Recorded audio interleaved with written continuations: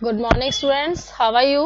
Class 6 Hindi reader chapter 13 होशियार एक कहानी है जो हम पढ़ने वाले हैं और एक अच्छी ही कहानी है जिसमें घर से बाहर निकल के और सजग रहना सिखा रहे, पड़ोसियों के सहयोग और अपनत्व की भावना भी है। इसमें संतान के प्रति माँ का जो सहजता है, सजगता है और चिंता का वर्णन भी इसमें बताया गया। तो स्टार्ट करती हूँ मैं। सड़क पर गाड़ियों से होशियार रहना, नाले में गिर मत जाना। ओह माँ, मैं तो सिर्फ दुकान तक जा रहा हूँ तुम्हारे लिए डबल रोटी खरीदने। तुम तो ऐसे कह रही हो, अगर पड़ोसी सुन लेंगे तो समझेंगे मैं लंदन जा रहा हूँ। तुम तो जानती हो हमारे मोहल्ले की सड़कों पर बहुत कम गाड़ियां चलती हैं और नाले इतने बड़े नहीं है कि मैं उनमें गिर जाऊं।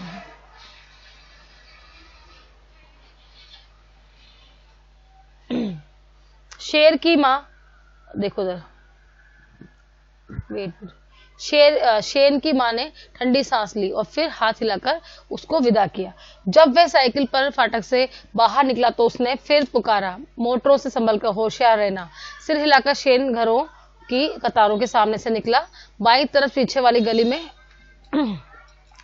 मुड़ा और फिर दाएं हाथ को मोहल्ले से तंदूर वाले की तरफ। उसने पहले तंदूर वाले लड़के से बहस की कि रोटी तो दिन पर दिन छोटी होती जा रही है, जबकि वह दाम 10 सेंट ज्यादा मांग रहा था।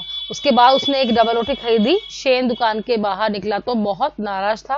वह इतना नाराज था कि उसने ये भी नहीं देखा कि वे एक वेन आकर रोटी वाली दुकान के सामने रुकी। दो आदमी उसमें से उतरे और उन्होंने उसको धक्का देकर वापस दुकान के अंदर कर दिया।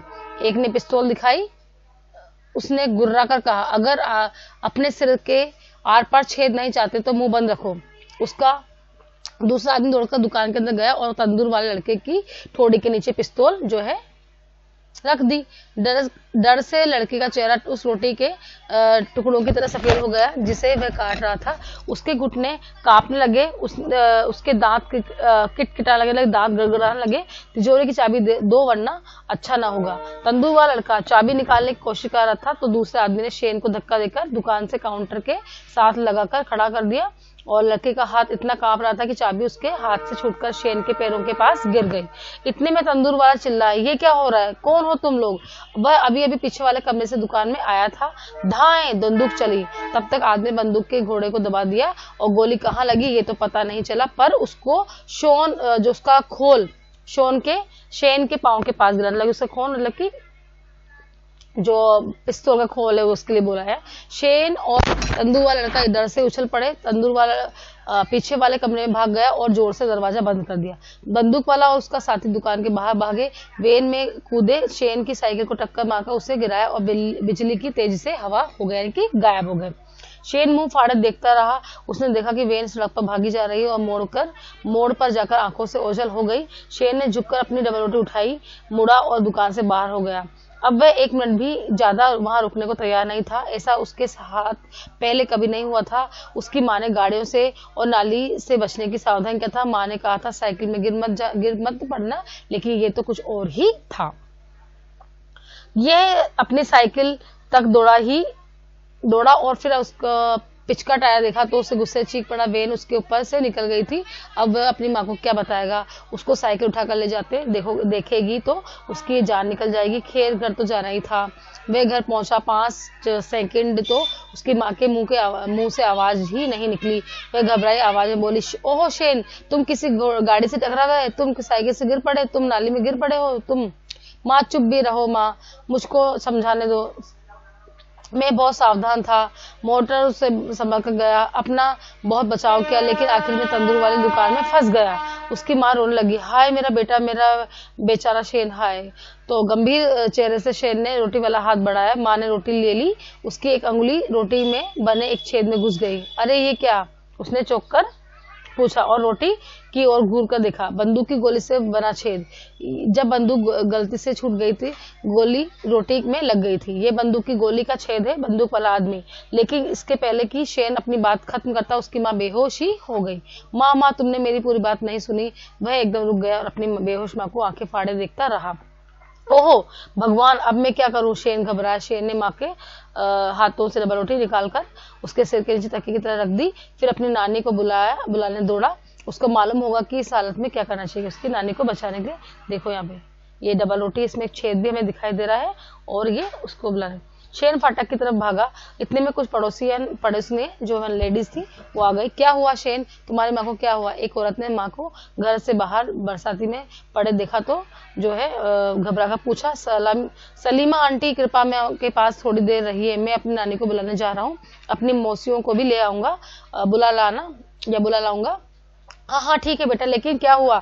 बंदूक की गोली लग गई, छेद हो गया है, बंदूक छूट गई, बंदूक वाला आदमी भाग गया, उसकी गाड़ी और मेरी साइकिल के ऊपर से निकल गई, कृपया माँ के पास रहिए, मैं जाता हूँ अपनी मौसी को बुलाने। दोनों पड़ोसी ने एक दूसरे को देखती रह गई। दूसरे पड़ोसी भी आ गए। एक पड़ोसी ने बढ़ती भीड़ को देखा और डरी हुई आवाज में बोल पड़ी, उसकी माँ के सिर में गोली लगी है, छेद हो गया है। औरतें चौंक पड़ी। सलीमा आंटी ने रोती हुई आवाज में कहा, बंदूक के लिए एक आदमी आया, उसने गोली चला दी, उसने शेन की साइकिल भी कुचल दी। दूसरी पड़ोसी ने रोते हुए कहा। एक पड़ोसी बाला ने चिंता भरे स्वर में जो है पूछा, अब हमें क्या करना चाहिए? पुलिस को बुलाओ, एम्बुलेंस को फोन करो, शेन के पिता को फोन करो। कई आवाजें आई, क्या हुआ, मैं कहाँ हूँ? शेन की माँ बोल पड़ी। पड़ोसी चौंक पड़े। जैसे उसकी माँ बोला कि मैं कहाँ हूँ, तो पड़ोसी ने चौंक पड़ी। हिलना मत, बिल्कुल नहीं, तुम्हारे सिर में गोली लगी है, छेद हो गया है। किसी ने कहा। श्रीमती लिन पुलिस को फोन करने गई है, एम्बुलेंस आ रही है। पुलिस की कोई जरूरत नहीं है, एम्बुलेंस नहीं चाहिए मुझको, गोली मेरे सिर में नहीं लगी, डबल रोटी में लगी है, छेद डबल रोटी में है, शेन की माँ ने जोर से कहा। उसने उन हाथों को झटक दिया और उसको थामे हुए थी और जो खड़ी हो गई। और श्रीमती चेन, सलीमा आंटी, बाला, श्रीमती लिन और सारे पड़ोसी भौचक के रह गए कि भाई ये तो गोली लगी थी इनको, ये कैसे जो है जिंदा बच गई, जीवित रह गई, खड़ी हो गई। एक ने रोटी उठाकर देखा, सचमुच उसमें गोली का छेद था, आर पार सचमुच की गोली। लेकिन डबल रोटी को किसने गोली मारी? डबल रोटी को क्यों गोली मारी? इतने में शेन आ पहुंचा। ओ माँ, ठीक हो तुम? नानी तो घर में है ही नहीं, सारा घर बंद पड़ा है, क्या हुआ था? शेन, क्या हुआ था? उसकी माँ ने पूछा। तुम बैठ जाओ, बैठ जाओ, मैं बताता हूँ। शेन ने सारा किस्सा सुनाया उसकी माँ ने, और दूसरी सुन में कई बार आश्चर्य और डर से सांस अंदर खींची। लोग लगातार सवाल पूछते जा रहे थे, शेन जवाब दे रहा था, ऊंची आवाजें हवा में गूंज रही थी। आखिरकार पुलिस आ गई, एम्बुलेंस भी आ गई। शेन ने सारा किस्सा फिर से सुनाया। उसने एम्बुलेंस वालों को रोटी में छेद हुआ दिखाया। लोगों ने लोगों के जो दल है, मतलब कि ग्रुप है, वह यहाँ वहाँ डबल रोटी को लगी गोलियों की चर्चा कर रहे थे। फिर सब लोग पुलिस वालों के पीछे पीछे तंदूर वाले की दुकान पर गए, जहां उन्होंने जांच पड़ताल शुरू की। तंदूर वाले लड़के ने अपनी कहानी सुनाई। तंदूर वाले लड़के ने अपना और शेन का किस्सा फिर से सुनाया। अब तक तो उसका डर दूर हो चुका था और उसको लग रहा था कि छापा मारों के साथ उसकी मुठभेड़ उसकी छोटी सी जिंदगी की सबसे रोमांचक घटना थी, सबसे दिलचस्प घटना है। डबल रोटी अपने साथ लेकर जब पुलिस चली गई तो वहां इकट्ठी हुई भीड़ ने 3 बार और उसकी कहानी सुनी। जब उनका सारा कौतूहल शांत हो गया तो एक एक करके सब चले गए। शेन ने ठंडी सांस भरी और एक दूसरी डबल रोटी ली और अपनी माँ के साथ घर चला आया। अंधेरा हो चला था, अब पिताजी भी घर आते ही होंगे। हाँ, अब उनको भी अपनी कहानी सुनाएगा। फिर नानी को, मौसियों को वह भी तो सुनना चाहेंगी। तुम अब ठीक हो ना माँ? शेन ने पूछा। माँ ने सिर हिलाकर दिया। उसने उसके कंधों को अपने हाथ में घेर लिया, मतलब कि ऐसे पकड़कर कंधे पे हाथ रखकर, ईश्वर का धन्यवाद कि तुम सकुशल हो। शेन ने मुस्कुराकर माँ का गाल चूमा। वह हमेशा उनका कृतज्ञ रहेगा। अगर वह ये न कहती होशियार रहना तो ये मजेदार रोमांचक घटना न घटती। और ये मोहनी राव इसके अनुवादक है जिन्होंने ये कहानी गढ़ी है। तो हमने आज ये चैप्टर पढ़ लिया है होशियार। इस कहानी को आपकी इंटरेस्टिंग स्टोरी है, एक बच्चे की कहानी, किस तरह माँ जो हम लोग को बार बार हमें रोकती हैं कि बेटा हम यहाँ नहीं जाना है, और इस तरह जाना भी है तो होशियार रहें, सेफ रहें, सुरक्षित रहें। तो उसी तरह इस पाठ में भी हमें यही सीख दी गई। तो इस तरह हमारा पाठ कंप्लीट होता है। आप लोग भी जो है पाठ को इसका अनुवाद करेंगे, इसको पढ़ेंगे और इसके वर्ड मीनिंग जो है अपनी कॉपी में लिखेंगे। Okay, bye children.